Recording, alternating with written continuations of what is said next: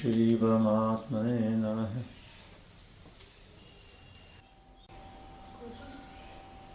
Is pure love beyond emotions, or is it felt through purified emotions? Purified emotions.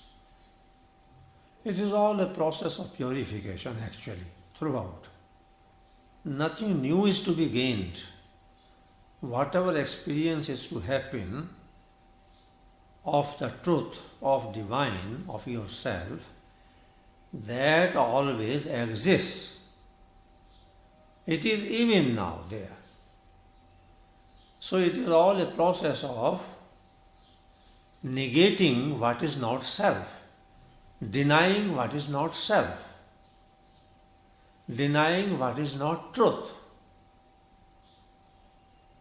By denying the falsehood which is wrapping us, which is around us, in a way, just to understand,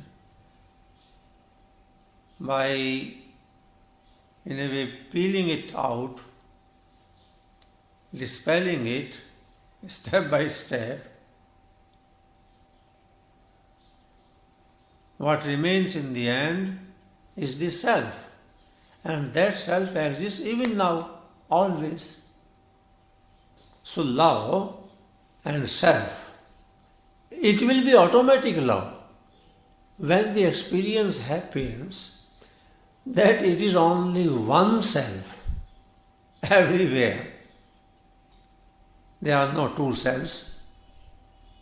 One self, one divine, one God, one truth, one Atman. It is only one. Then everybody loves one's own self.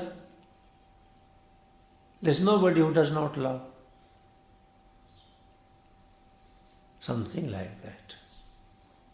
So, emotions, rather, attachment goes away. Liking for the perishable things, changing phenomena, that comes to an end. Attachment with the world, with things, with objects, with human beings, taking them as mine or thine, like that. In many ways, the Lord has said in the Bhagavad Gita,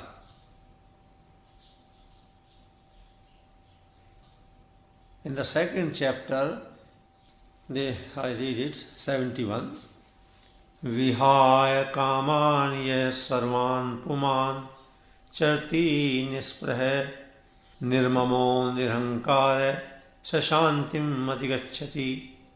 He who has given up all desires and moves free from attachment, egoism, and thirst for enjoyment, attains peace. And this divine love and peace, you may take the same almost. There is divine love is the last thing in a way. Peace comes even after liberation, after getting detached from the world, from the changing phenomena. Peace comes. After self-realization, peace comes. Peace is there. The reason for absence of peace is nothing except attachment with the worldly objects. Giving importance to worldly objects is the reason for agitation in the mind. This comes to an end by self-realization. Then, those who have in their personality greater element of emotions, love, in them develop what is known, rather in a larger amount or outburst as the divine love. Otherwise, peace is there in everybody. Peace is there. So here peace is given. 3 words are there in Sanskrit. Nispraha, Nirmama, Nirankara. 4 things are there actually. Kamna is first, desire. Then Nirmama, mindness, free from the feeling of mind. Nirankar, free from egoism. Nispraha, yearning is the word. In this verse, first thing is, in Sanskrit, if I read or if I translate it into what is known as Anvay, Yeh Puman, that person who Vihaya Sarvan Kaman, giving up all desires. That's the first thing. Giving up the desires is the first thing. That is the first condition, that giving up of all desires. Desire is the evil. And after that, nispraha. There is a subtle difference between desire and spraha. Desire is for the worldly things. But even one who is free of desires feels the necessity of at least those things which are necessary for sustaining life. Food, clothing, etc. The minimum is required for physical existence. But then the Lord says, even this comes to an end. I may get food, I may not get food. That is spraha.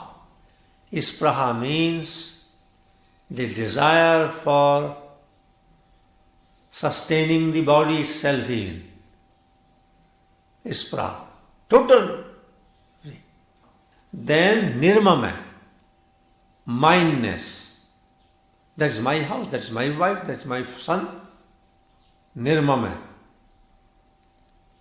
Belonging, that sense of belonging, this belongs to me. Nirmama, mind, mindness.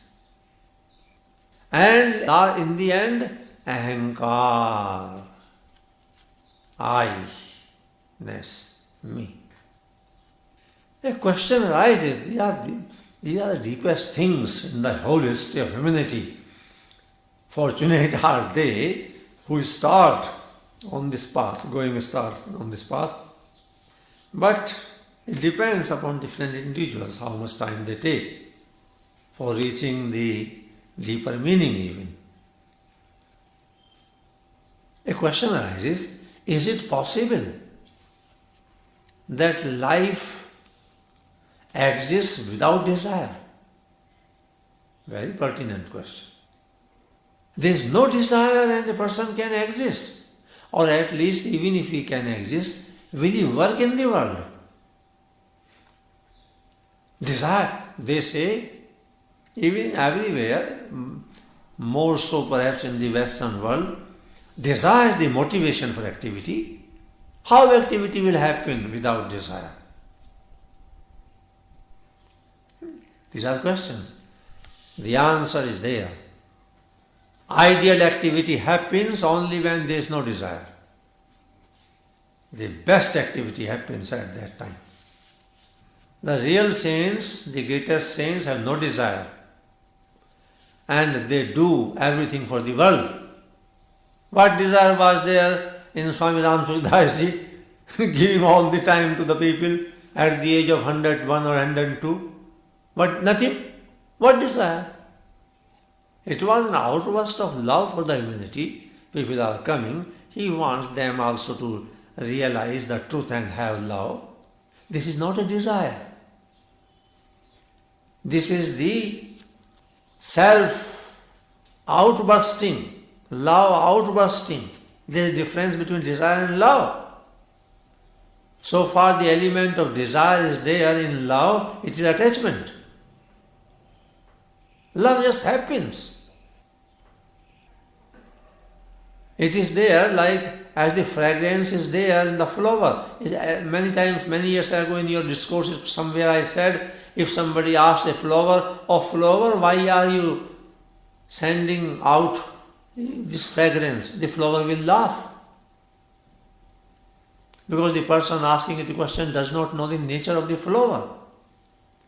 The flower, if the flower can speak, would say that the flower can laugh only at the ignorance of the questioner.